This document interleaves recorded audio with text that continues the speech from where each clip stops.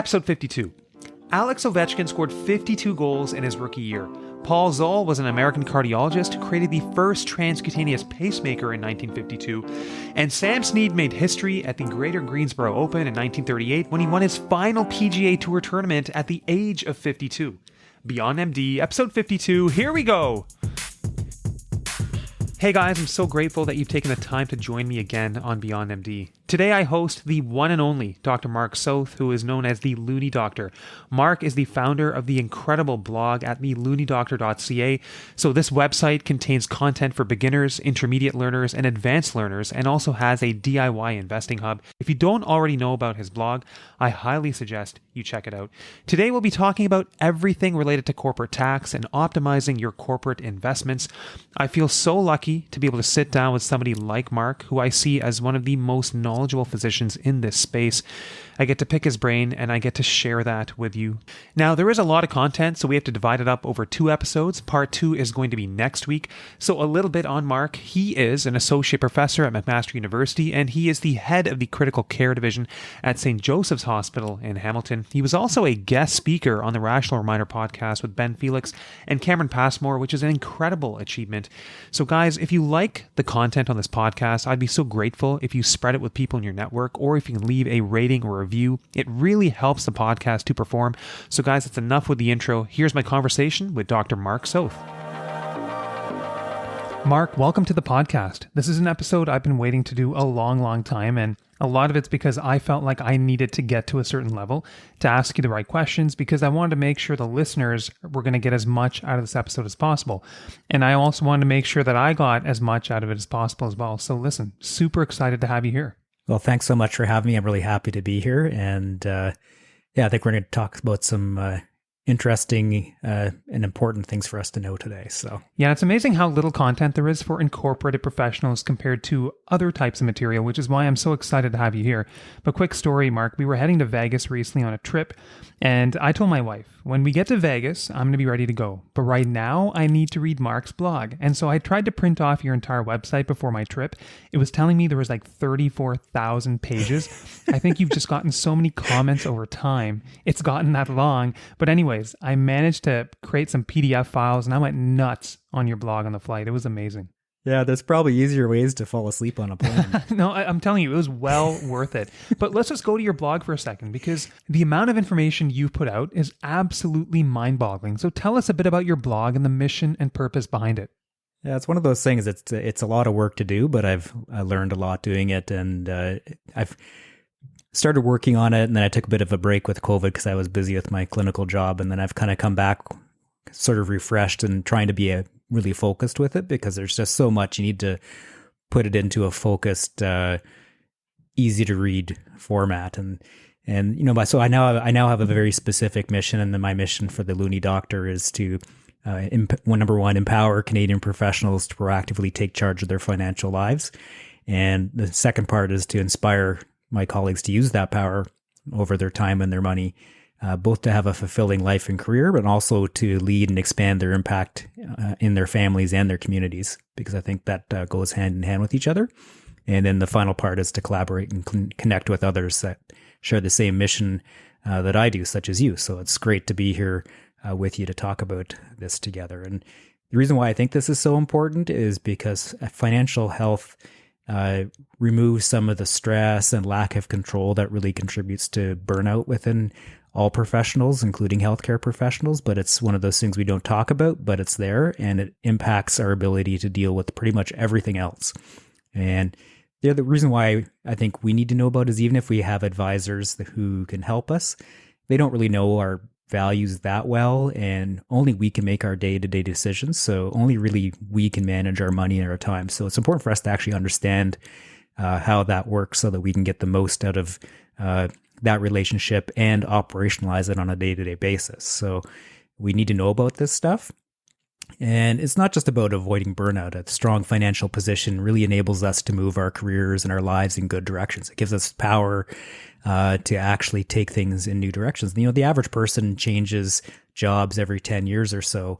As physicians, we've put so much time into our training, we're probably not going to change fields completely, but we're going to be able to move around within our our fields and within medicine to do a variety of different things over our career to keep it fresh and interesting. But we can only do that if we're in a good spot and if we're able to think about how we can use that power for our advantage. So I think this is an important population to target as well, because the people who are, physicians and other professionals, these are smart, motivated people, and they have a strong sense of purpose. So if you want to give someone the tools and see them use them, I think this is the population really to target. And the irony is, despite all of that, this is actually an area where I found very little written about it on the internet. I mean, there's lots of personal finance writing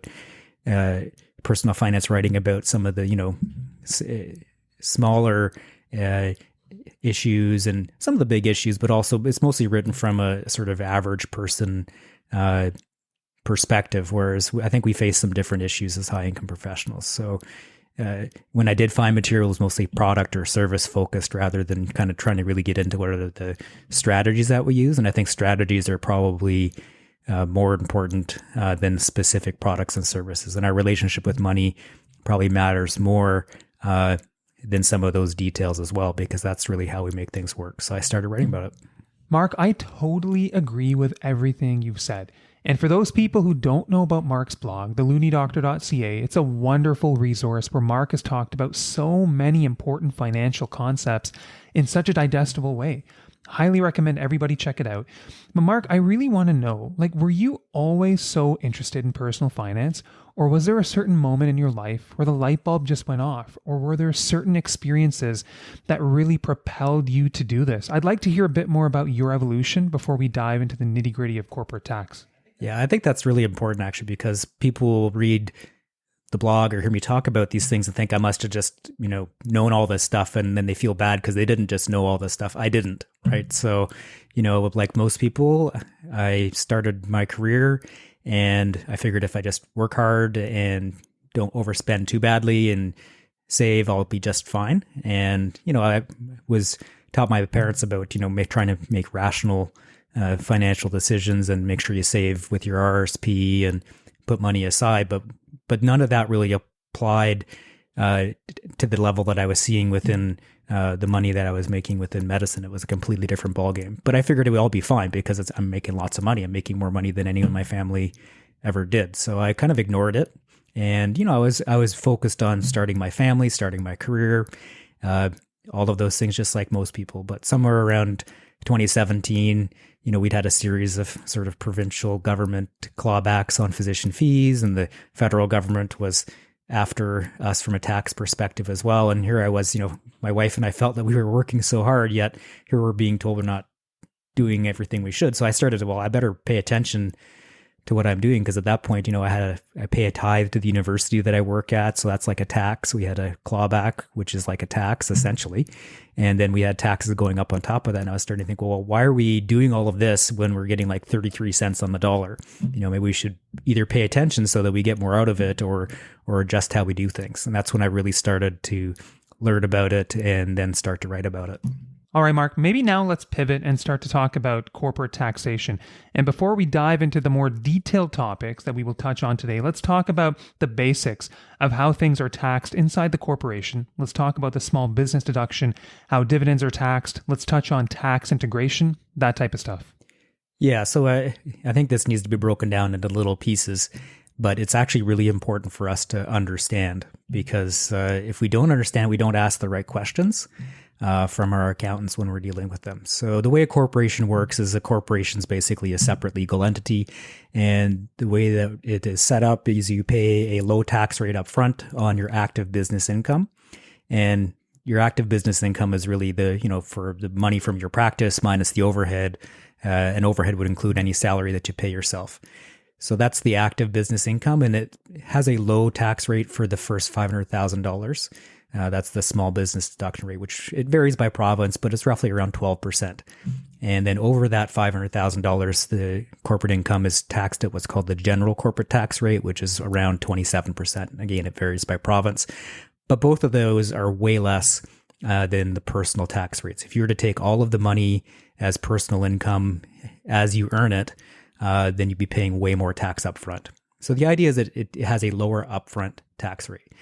But that's not the whole story. To actually use the money and spend it, you have to get it out of your corporation. And you would do that using dividends in this case. And that would be, then you pay tax on those dividends. And when you add up the business tax, which is around 12 or 27% plus the tax on the dividends that you get out, it's roughly the same as if you just earned that money personally. So people that just look at the dividend tax rate and thinks that professionals pay less tax, that's incorrect. When you actually add them together, it's actually usually more than you would have paid in tax just earning it personally, because this is called tax integration, which means that if you earn it through a corporation or earn it personally, it should be about the same amount, but it's not perfect. And it generally actually favors earning stuff through salary rather than corporate tax plus dividend tax. Okay, that's really interesting because a lot of the listeners, myself included, we are incorporated. And I've talked about how I think I incorporated a bit too early. Nevertheless, I am incorporated. But you're saying that in many cases, it can be more efficient to flow things to yourself personally rather than go through the corporation. But then maybe can you talk about why go through the process of incorporating and when it can be beneficial for us in the long run? Yeah, there's two big advantages to it, and these are really important advantages for business owners. And it was set up this way to actually help businesses grow because that's what's good for our economy. A lot of our economy is small businesses. So that lower upfront tax rate is there with the intent of helping owners to smooth their income out. So instead of having super high tax rates in good years and then not being able to make it up in bad years, you're able to actually smooth that income out. So the income goes into the corporation is partially taxed, and you can control how you give it out to smooth out the ebbs and flows, because most businesses have ups and downs in cash flow. It's not like you just collect a regular paycheck every week. So that's the one thing, is income smoothing. The other aspect of it is tax deferral. So you pay that small tax rate up front, and then you have more money that's left in the corporation to grow. And if you reinvest that money growing your business, that's good for everyone. And that's the intent of it. Of course, with tax deferral, you could also just defer tax and grow a large hoard of passively invested money. And there are safeguards that are put into the system to try to prevent us from doing that. They want us to, the system setup really would want us to partially tax it so that we have more money to grow our business, not just to grow a large tax deferred pile of money. Now, most of us use it in that fashion, and understanding how those mechanisms work is important so that we can do it efficiently. There's two big mechanisms. There's refundable dividend tax on hand, which is RDTOH, or RDTOH, which sounds like a Klingon word. and then there's the passive income limits too. Okay, so RDTOH, I know you've written about this on the blog, and honestly, it's taken me a few goes to actually wrap my head around this concept. But Mark, maybe talk to us a little bit more about RDTOH. Let's start with what is it and how do we go about releasing it before we get into the more nitty-gritty details? Yeah, well, it's common to have to read it several times. I actually had to rewrite about it several times too, because it's not intuitive to us. It's you have these different income streams and these sort of, it seems like there's circular mechanisms that are all there. It's like endocrinology. Yeah. I feel like on some of your diagrams, you may have been inspired by the Krebs cycle. Honestly, I have no idea how you had time to put that all together, but nevertheless, RDTOH, tell us what we need to know. Yeah, so the first thing is it's what's called a notional account. So we have these accounts in our corporation that are notional, which means they're just on paper, they're for tax purposes. It's not like it's an account you put money into, but it tracks things so that you can use that to get refunds to your corporation or move your money out of your corporation efficiently. So it keeps track of those notionally on paper. And the RDTOH applies to investment income. So investment income is different from that active income. The active income's at that 12% small business rate. Investment income is passively invested income. And the way it works, it actually has the opposite. It has a high upfront tax rate because it's trying to discourage us from having just uninvested passive income. So the tax rate's around 50% on dividends or interest and around 38% on Canadian dividends. So it varies a bit by province, but that's approximately the top personal tax rate. So the idea is that the government gets their money up front on investment income, like dividends and interest. Yep. And what happens is it collects that tax, but then when you pay out dividends personally, some of that tax that's collected gets refunded back to the corporation. So when you add together that net corporate tax plus the refund and then taking the dividend out and paying the personal tax, it's actually a little bit more tax than what you would have paid personally if you just earned the interest and dividends personally. So again, it's not, tax integration is not really set up to favor us. But the main benefit is actually if you're able to take that money, invest it, move out enough dividends to get the refund because you need money to live on, and you're able to defer a bunch of investment growth in the corporation. So you have more capital to invest because you paid that low tax rate on the business income. And then if you keep it efficient by getting the refundable tax by flowing out dividends, then you can use that capital to grow more. Okay, I'm just going to ask about this right away because I think this will fit into here nicely. But let's say that we are investing in the corporation into Canadian dividend paying stocks. What I've been told is that we should try and pay those dividends earned in the corporation out to ourselves personally in order to get some of that refundable dividend tax on hand back. But then when I went through your blog, it seemed like doing that only made sense if we were below a certain tax threshold. So, Mark, I guess what I want to know is if we are investing in Canadian dividend paying stocks in the corporation, those dividends earned in the corporation, what should we do? Should we pay ourselves, or does it really depend on what tax bracket we're at? I want to know what makes sense because this has been unclear to me for a long time. Yeah. So two parts to that, I would actually say. One thing is people focus on the eligible dividend efficiency and say, well, just buy eligible dividend paying stocks in your corporation. That would be a secondary consideration. The first thing I'd want to do is be diversified and collect, a variety of income. But with eligible dividends, they actually run more efficiently with tax integration than the other kinds of income. So what happens is you get 38.33% collected as refundable dividend tax in the corporation. And then when you pay out an eligible dividend, which you're allowed to when you collect one, the full 38.33% gets refunded back to the corporation. So that's better than what happens with other types of income, where only part of it gets refunded. So there's a net zero tax rate in the corporation when you move the money out. But what you have to also do is say, okay, well, I want to look at my total tax rate. And in some provinces like Ontario, the top tax rate for eligible dividends when you account for everything is around 39%. So if you're just paying it out, you're going to pay 39% tax and get 38% tax back to your corporation. So it may not make sense to do that unless you need the money. If you need the money, move it out. I mean, if you've got that refundable tax in there, in that account, move it out if you need the money, because then otherwise you've paid the tax up front and you might as well get the refund. Okay, so as an example, let's say I am going to be moving that dividend income out to my personal hands. In order to get that refundable dividend tax on hand, how much dividend income do I need to move out? As an example, let's say I'm investing in TELUS and I earn X number of dollars as dividend income from TELUS. Do I need to move that same amount of money into my personal hands to get the refundable dividend tax credit? Yeah, it's roughly that. So for Canadian dividends, it's basically a dollar for dollar. So if you have $1 of dividend come into the corp and you pay out $1 of eligible dividend out, that's how it works out. With ineligible dividends, it's a little bit different just because the way the tax is collected and refunded. But again, it's roughly about 80% in that case. So you get a dollar in, you have to pay out about 80 cents out, and then you get the refund. The other way of looking at it is if you look at the refundable dividend tax balance, it's about $2.61 to release every dollar of RDTOH. But the easiest way to think of it is basically it's set up that for whatever's collected in, you move basically that out and then the money gets refunded. All right, last question on this. Let's say every month in the corporation, you're getting $1,000 of dividend income from Canadian equities. And let's say you're going to be moving that out to your personal hands. Do you need to move that out from your investment account, or can you just issue an eligible dividend from your corporation? Yeah, it does not have to come from your investment account. It just has to come from your corporation. So your corporation owns both accounts. I generally, personally, I keep everything that's in my investment account and just keep reinvesting it. And I'll pay the dividends to myself out of my corporate business earnings. So Mark, the way you've been talking about things, corporate taxation, tax integration, it just sounds like the government wants us to be moving things from the corporation into our personal hands. And then hence the introduction of the passive income rules in around 2018. But before we go on further, Mark, maybe you can take a few minutes to just talk to us about the passive income rules and just make sure everyone's on the same page before we go on forward. Sure, yeah. And this is one of those things you probably have to read about and learn about multiple times too.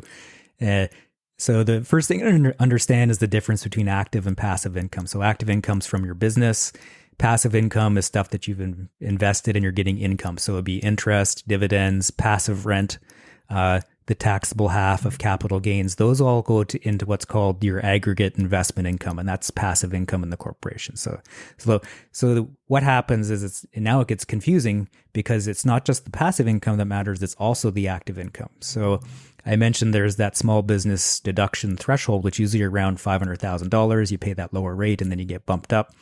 What happens is after you earn more than $50,000 per year of that passive income, it starts to shrink the small business threshold. And it does it on a $1 of passive income, shrinks the threshold by $5. So you may start at a $500,000 that you have that small business rate for. But as you go over, by the time you have $150,000 of passive income, it's gone. And everything you're paying in your corporation from the business side is going to be at that higher tax rate. So it's essentially a jump from 12% small business rate to 27% general corporate rate. But it happens, and that's about a 15% difference, but it happens at a 5-to-1 clip. So really $1 of passive income bumps your corporate active business tax rate by 15% times 5. So 75%, which is quite huge. So that's the scary number that's put out there. I think that what's also important to know is that's not the end of the story. So when you do get bumped up to pay that higher general corporate tax rate, it also gives your corporation the ability to pay out eligible dividends by something called the GRIP account in your corporation. Okay, I had not heard about the GRIP account until I went to your blog. So it's a fairly new concept, and I suspect it will be a fairly novel concept for other people listening as well.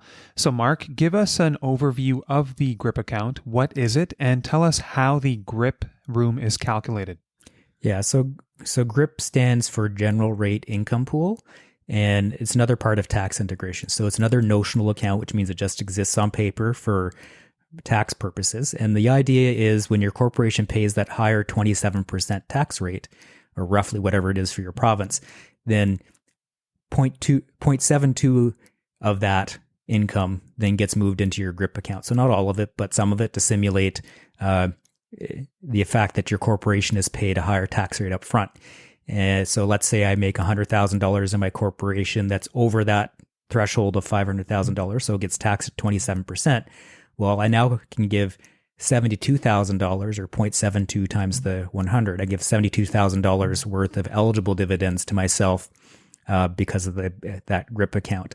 And eligible dividends have a better tax credit so that you pay a lower net personal tax rate on it. And the reason why that's there is, again, to compensate for the fact that your corporation's already paid more of the tax up front and you're just paying the other part on the end. Right. So this is all part of tax integration then, right? Yeah. Okay, so with these passive income rules, and the first place I heard this interesting tidbit, it was from Jamie Golenbeck. And then I went reading on your blog and I saw the same thing. But it turns out that Ontario and New Brunswick run things a bit differently.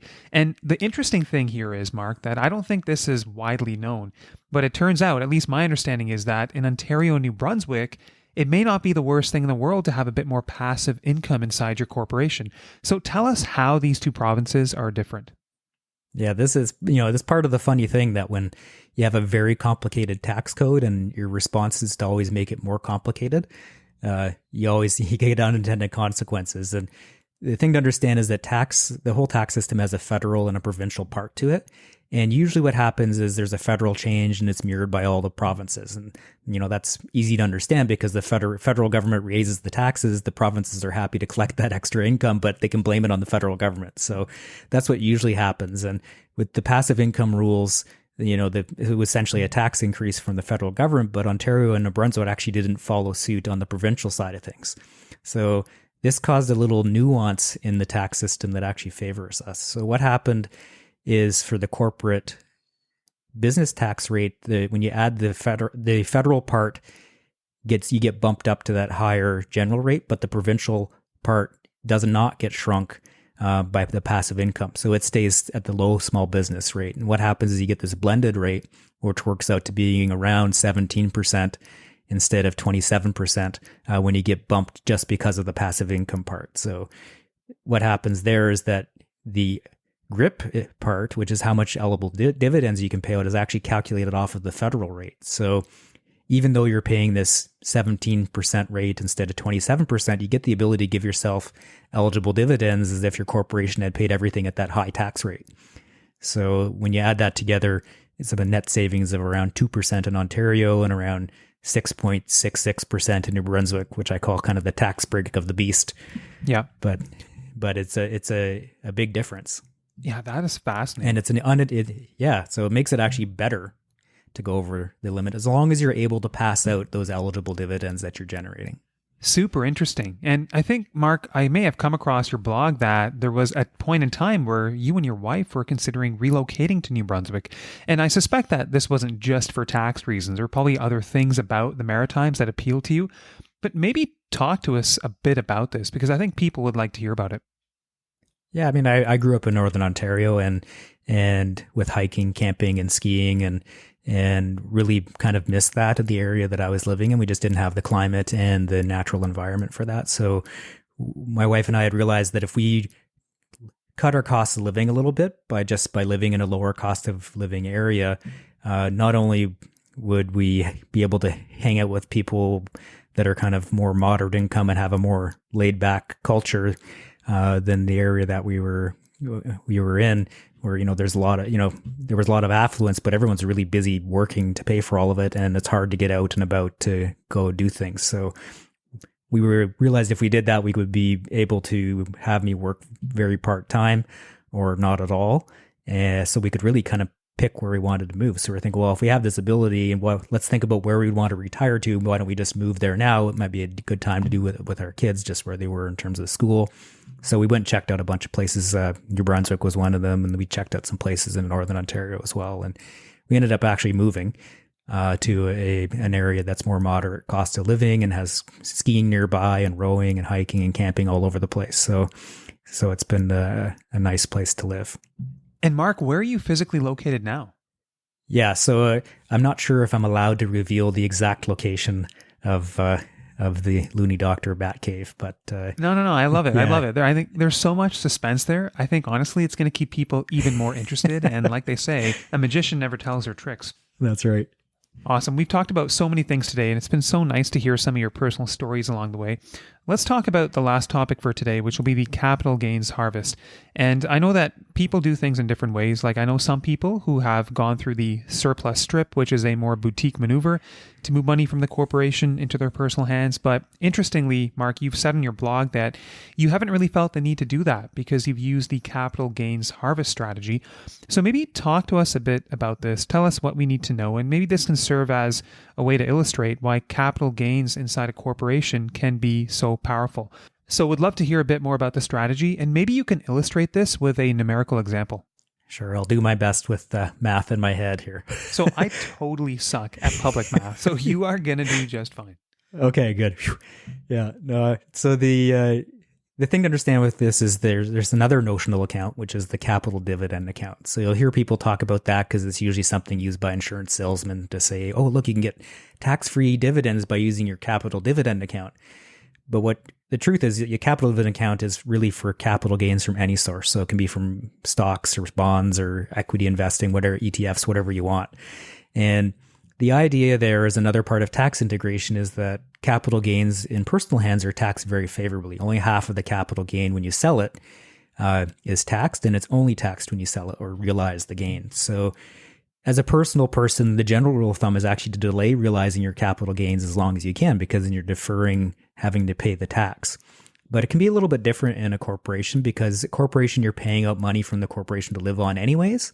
So if you have a more efficient way of paying out that money to live on then instead of regular dividends or salary, then it can be an advantage. And the way that it works is when you realize the gain, you owe tax on it. So if you realize a gain in a corporation, you're going to owe the tax on it. But so what you can do in terms of harvesting is you sell something that has a big capital gain, you realize that gain, you buy it. I usually buy it immediately again because I don't want to miss any time in the market. But what I've done is I've now triggered tax on that capital gain. And that sounds like a bad thing, but it's potentially a good thing. So what happens in a corporation is half of the capital gain is taxed. So it's taxed at that high 50% tax rate that I was talking about. But only half of it's taxed, so it's really 25%. Some of that money goes into refundable dividend tax account, which once you're paying out dividends, which you're probably going to be doing to live on to some degree, you get some of that back. So it ends up being a net tax of around 10% on the capital gain in the corporation. So it's a low tax rate. Now, the big benefit comes from the fact that the other half of the capital gain, which you would normally not pay tax on as a person, you also don't pay tax on as a corporation. And it goes into the balance of that goes into is tracked by this capital dividend account. So that gives you the ability to give yourself what's called a capital dividend, which is a tax-free dividend that you can give yourself personally. So it's a way of moving money out of your corporation tax-free, using a capital dividend instead of paying yourself a regular dividend or salary. So the net tax rate between you and your corporation is going to be somewhere between 10 and 25%, depending on whether you get refundable tax or not, which is going to be much lower than if you're paying yourself salary or dividends to move that chunk of money out. So I can give an example of it. Let's say if you're... Sure. Yeah, I'll do my best with this. Yeah. Maybe let's use some nice round numbers. Let's use a gain of like $100,000. Yeah, nice round numbers. Yeah, let's stick to $100,000 gain. Okay, so you have $100,000 capital gain sitting in your corporation. What I would do is I'd sell whatever that is, rebuy it again. So I mean, this works well for ETFs, but I wouldn't do it with real estate, obviously. So you realize that gain. The net to pass it through the corporation would be around $25,000 in corporate tax that you'd pay up front, and then you get around $15,000 refunded from when you pay out an eligible dividend. So you have to pay around a $40,000 eligible dividend, and you get that money back. So okay, but that refund that you get though, right? Like you're making an ineligible dividend from the corporation to get that refund back of $15,000, and that refund is going back into the corporation, right? That's correct. Yeah. So that's into the corporation. So the net corporate tax is going to be around $10,000. Right. And that's because you're getting a $15,000 refund into the corporation. Got it. Yeah. And then when you pay yourself personally, you're going to pay around $17,000 on the ineligible dividend to that $40,000 ineligible dividend. So that's going to be $17,000 of tax personally, but then there's no tax on that $50,000 capital dividend. So you basically have moved $90,000 out of your corporation into your personal hands, and you've paid $10,000 of tax in the corp, $17,000 of tax personally, which is way less than what you would have paid if you'd just given yourself an ineligible dividend of $100,000. That would you'd be paying like $39,000 in tax. So quite a bit more tax. Mark, I can't believe I just understood that, but I did. I mean, I'm telling you, this is like at least the 5th time that I'm going through that mechanism that you've explained on your blog, and it's making sense. So like the capital gain, the taxation of it, there's a 50% inclusion rate. So half of the capital gain flows tax-free into the capital dividend account, and it's tax-free. And then the other half is treated via the mechanism you just explained. Like, I think it's making sense now. Yeah, I made the diagram on my blog about it because I had to do that to actually understand it myself. I need pictures. Yeah, me too. But Mark, one thing I really want to clarify here is, so like, why do you rebuy the ETF? Like, is that just because you don't want to miss time in the market, or is there something else behind that? Yeah, that's right. The reason why I'm doing this is to move money out of my corporation. And what I can do is I don't want to miss time in the market. So I'd buy it, I'd sell it, rebuy it, and then I'd take money from the business account to actually do the paying out of money to myself. But I keep all my money invested. Okay, is this something that we can totally do on our own, or should we be running this by our accountant? Like, will there be paperwork involved? Will there be fees involved? Can you touch on that? Yeah, so this is something you would want to talk to your accountant about. And, I can tell you when you talk to accountants about it, some of them are like, wow, that's a great idea. I never thought of that. So this is one of those things you need to understand a little bit to know it exists enough to mention to your accountant. When you start talking to them about it, they usually get it right away because this is a normal thing that corporations do. But they do have to do what's called a capital dividend election. So it is a special paperwork where they have to track exactly what the capital gains and losses from your corporation have been over time to make sure that you have a positive balance in this capital dividend account. Because if you have capital losses, they subtract from the amount that you've got in there. So they've got to confirm that you have a positive balance, and they have to file a special election piece of paperwork with CRA that you can then pay the money out. So it's not something you just do and then you pay it out tomorrow. This is something you talk to your accountant about, plan it out. and you may have to pay an accountant fee for that special election. So for some people, it's rolled into just the costs of doing the taxes for their corporation, or it can be a few $100. I've heard people getting charged $1,000, which I think is probably too much.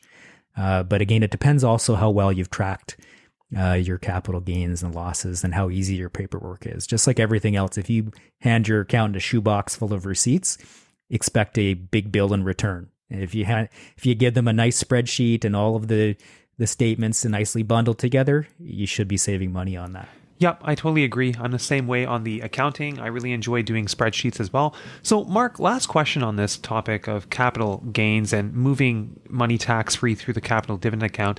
I suppose because the capital dividend account, to my understanding, it's got to be in the positives for this process to happen. So does that mean that if we have capital gains and losses, that we should be realizing gains first or crystallizing those gains first before realizing losses to ensure that that CDA account is in the positives? Can you talk about this a bit more? Yeah, I mean, again, I would base my buying and selling decisions based on my investing strategy, number one. So guys, this is where we ran into some technical issues in the Loonie Doctor Batcave, but I had a chance to connect with Mark, and so part 2 of his answer essentially is you can pursue this strategy if you need to move money to yourself personally, so you may need to use the money personally, or you can go ahead and invest the money personally, especially through your registered accounts. So guys, I know that's a lot of information today. If I kept going, my head would explode, so I need to take a break. We'll be back next week with part 2 with Mark, and Mark will be talking about why he continues to pursue strategies like this to optimize his personal registered accounts. And also, Mark will talk about how he goes about investing his money, and he'll give us his thoughts on other investment strategies, other financial strategies, such as physician pension plans and more. So please tune in next week. In the meantime, if you have any questions, reach out to me, beyondmdpodcast@gmail.com. Connect with me on LinkedIn. And guys, if you're enjoying the content, I would be so grateful if you can continue to spread the podcast with a few people in your network. Until next week, stay well, stay savvy.